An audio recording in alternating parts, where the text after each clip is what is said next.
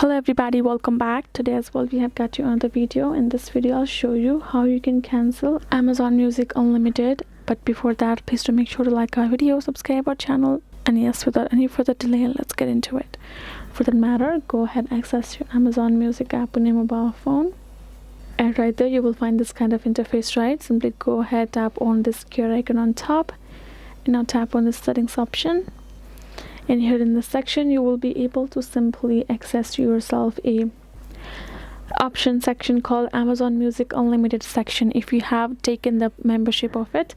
And there in the section, all you have to do is select the cancel option, which will be given in the subscription renewal details. Simply go ahead, tap on it. It will simply require again for you to confirm. You will get a notification, tap on this confirm button, and there you go. You will be able to simply cancel your subscription for your Amazon Music. Likewise, make sure to use it till you have paid. For example, if it's for a month, then make sure you're done with the subscription, then you are canceling it. Other than that, that is how you can do it. Hope this video was helpful to you all. Thank you so much for watching, and yes, I'll see you guys in our next video.